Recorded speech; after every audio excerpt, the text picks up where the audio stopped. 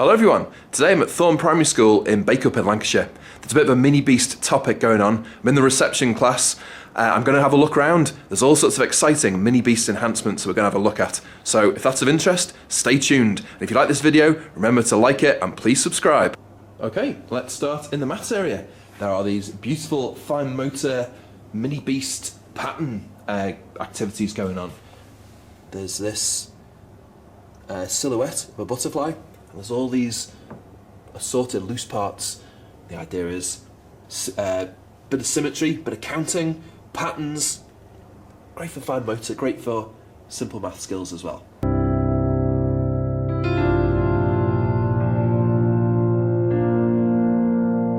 This next area is encouraging independent storytelling. There is the book of the half term, The Very Lazy Ladybird, and in here are lots of the characters from the story and just different things to help with storytelling. There are these little lolly sticks, for example. Great for little finger plays and, you know, storytelling with objects. Different characters. Great for retelling the story and bringing it to life.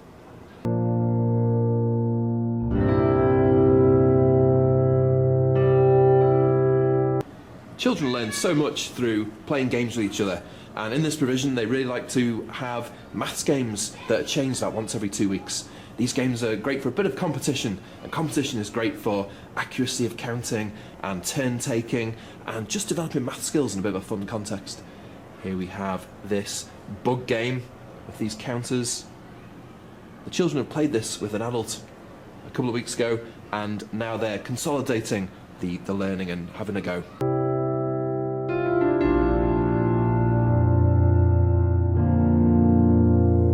We're in the reading area, all sorts of Minibeast enhancements and exciting things going on in here. I love these crates they've got. These are apparently from IKEA, just screwed onto the wall. Great for also like storing books, resources in a very sort of child-friendly way. These are the books that they've read this half term. These are displayed in a really clear way. The children have read most of these or have had them read by an adult, so they know them well. Here are some sections of a book that the children know well. They're trying to order the pictures. This reading area looks so inviting. Beautiful plants in the corner. This kind of camouflage net in an enclosed little cubbyhole style corner of the room. Just a beautiful place to come and explore books.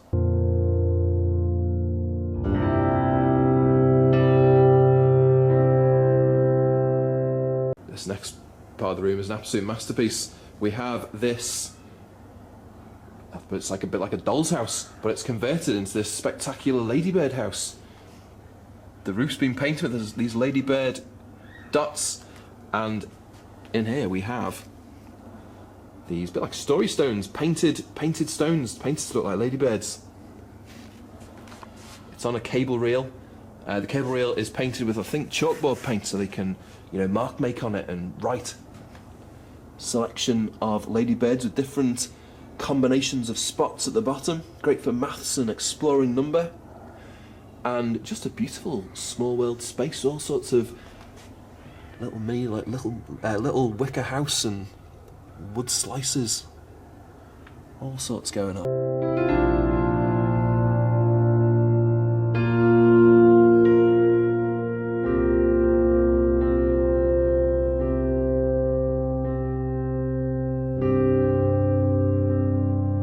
Here we've got the Phonics challenge table.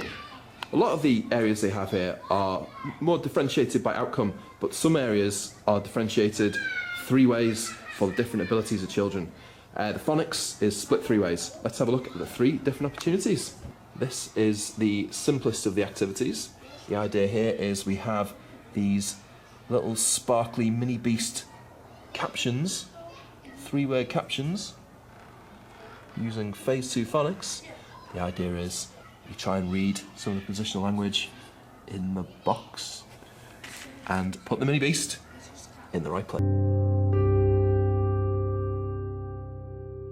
This next activity is slightly harder. Here we have kind of selection of Minibeasts and different objects, and this time there's a bit of Phase 3 Phonics going on. For example, put the snail on the rock, put the caterpillar on top of the leaf. So you've guessed it, pick an object, try and put it in the right place.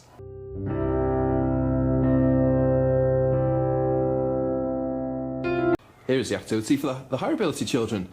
Similar resources, like a rock, the soil, and the mini-beasts. But let's have a look at the kind of sentences they're trying to read. Lots more phonics going on. For example, put the caterpillar on top of the green leaf. Put the worm under the brown soil.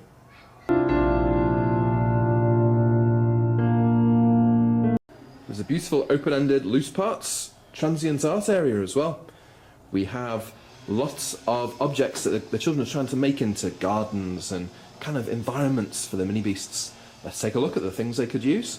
Here we go. On these shelves are all sorts of different things that the children can try and use to make their transient art pictures. We have some Funky Fingers style green matchsticks and pipe cleaners, lolly sticks, straws,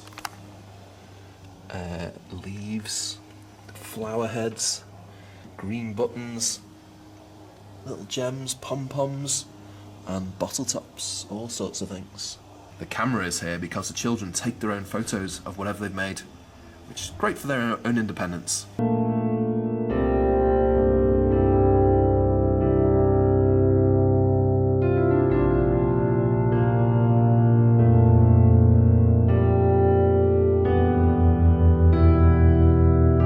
And here's the table where the magic happens. Here are a few examples of the creations brought to life, like this flower with pom-poms, this beautiful matchstick flower.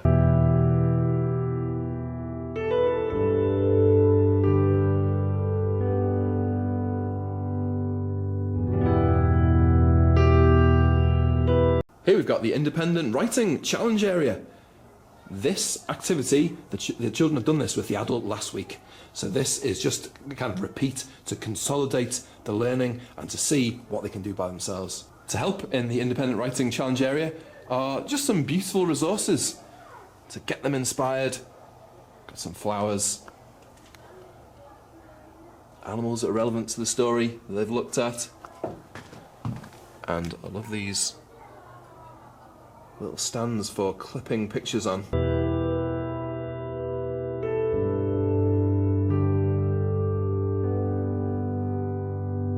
Very seasonal area here, all about spring and growing, and this is quite open-ended. There are some non-fiction books, some spring pots, great for stacking and ordering, different games, writing opportunities, and there we go.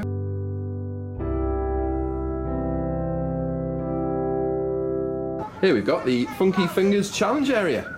Let's have a look at this. We've got these little butterfly doubles, and the children are trying to use these absolutely tiny little cotton buds. They're cotton buds that have been cut in half in a little tiny paint palette. The idea is you're just trying to double whatever it is.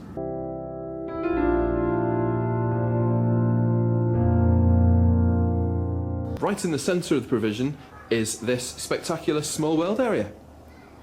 I've heard this is super popular. It's got this giant 4-poster bed netting across the top, just to enclose the space. Let's have a look inside.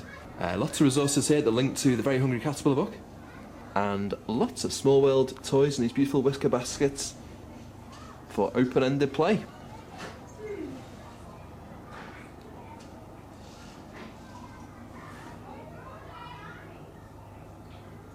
Here is the investigation area. This is a really spectacular space. It's covered by this wooden sort of mini gazebo structure that really encloses the space. There are all sorts of things dangling down, like this ivy and different flowers and things. Let's have a look in here.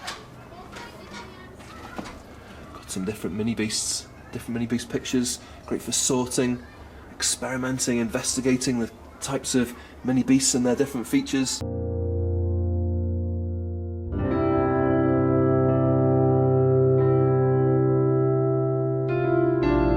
There's all sorts of beautiful cable reels throughout this setting.